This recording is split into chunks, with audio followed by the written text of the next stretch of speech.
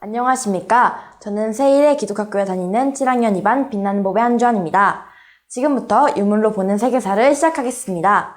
먼저 첫 번째 유물은 바로 이 편지지인데요. 이 편지지는 바로 조지 3세가 제임스 쿡 선장에게 금성을 관측하고 돌아오는 길에 남쪽에 있는 거대한 대륙을 발견해달라는 비밀 편지입니다. 그래서 이 쿡 선장은 금성을 관측하고 뉴질랜드를 발견했는데, 이 뉴질랜드를 발견하고 나서 남쪽에는 커다란 대륙이 있지 않다라고 생각을 하고 고국으로 돌아오는 길에 오스트레일리아를 발견합니다.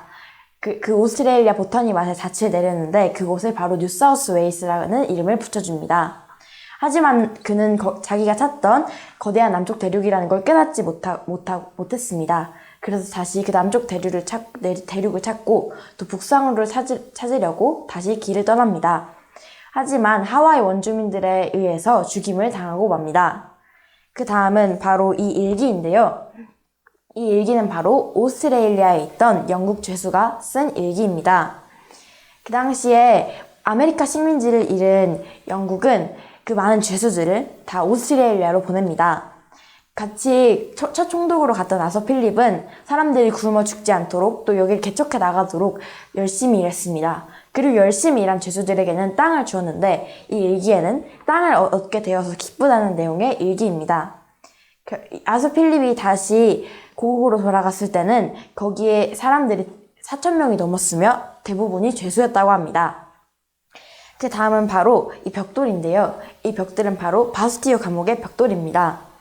바스티유 감옥하면 가장 먼저 떠오르는 것이 프랑스 대혁명인데요. 대혁명에 대해서 말씀드리기 전에 먼저 프랑스 배경에 대해서 말씀드리겠습니다. 프랑스에는 1계급, 2계급, 3계급이 있습니다. 1계급은 가톨릭교 성직자들입니다. 이 성직자들은 돈을 아예 세금을 내지 않았습니다. 2계급 사람들은 귀족들이었는데 굉장히 부자였지만 세금을 거의 내지 않았습니다. 3계급 사람들은 그곳의 국민들이었는데 그곳의 사람들은 엄청나게 많은 세금을 냈다고 합니다.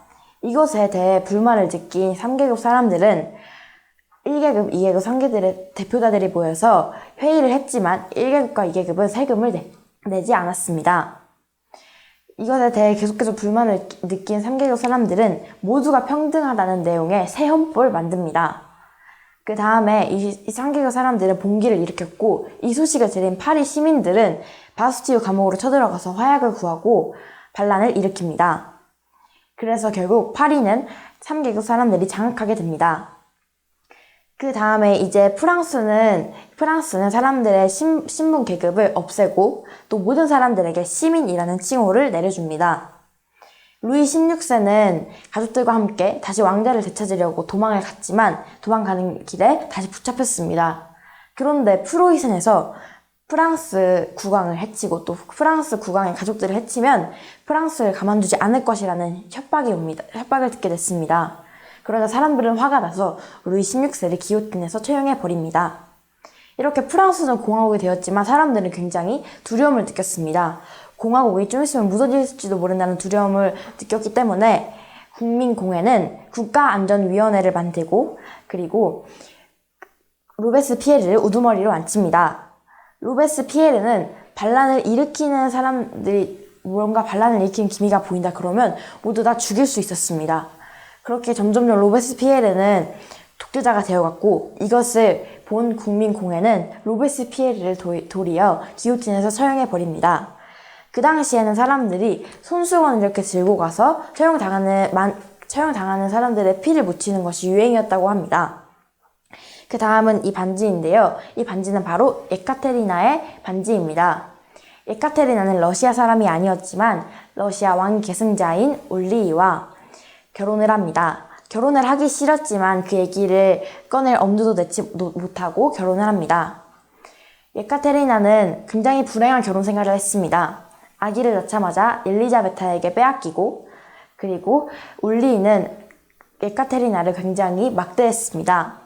올리이는 굉장히 정신적으로 이상한 모습을 보이기도 하였고 그리고 굉장히 난폭한 얘기도 많이 보여서 사람들이 그리 좋아하지 않았습니다. 하지만 예카테리나는 러시아 사람들이 모두 좋아하였고, 그리고 군인들도 예카테리나를 굉장히 좋아했습니다. 예카테리나는 이것을 알고 황제의 자리를 노렸습니다. 여자가 세상을 떠날 무렵 예카테리나는 둘째 아이를 임신 중이었기 때문에 반란을 일으키진 않았습니다. 그 다음에는 바로 이 왕관인데요. 이 왕관은 드디어 예카테리나가 재관식 때 사용했던 왕관입니다. 예카테리나가 그렇게 되기 전에 먼저 일이 있었는데 그 일에 대해서 설명드리겠습니다.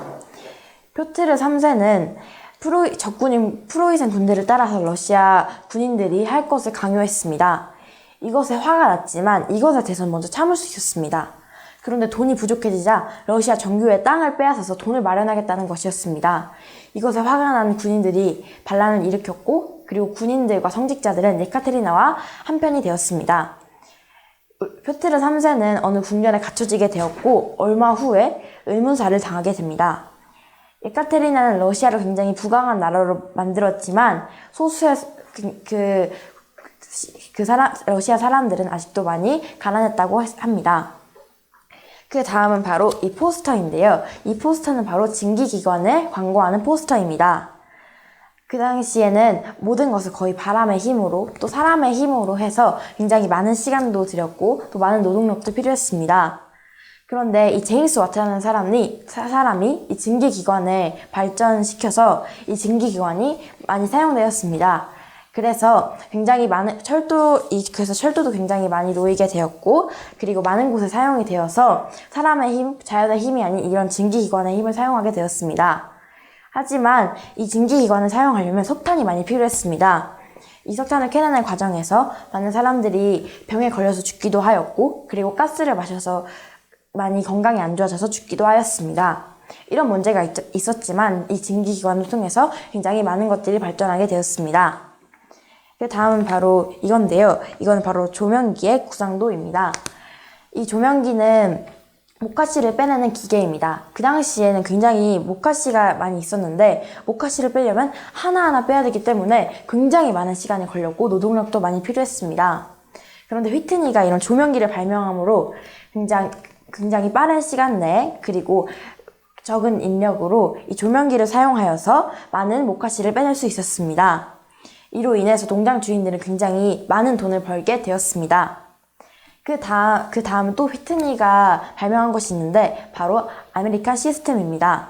그 당시에는 어떤 제품을 다시 바꿔 끼우기 위해서는 그 부품이 딱 하나밖에 없었기 때문에 갈아 끼우는 데는 굉장히 오랜 시간이 걸렸습니다. 그런데 휘트니가 이 표준화와 일반화를 이용하여서 아메리칸 시스템을 만들어서 맞바꿀 수 있는 부품을 만들었습니다.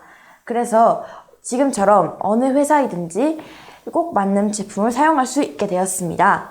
지금까지 유물로 보는 세계사였습니다. 감사합니다.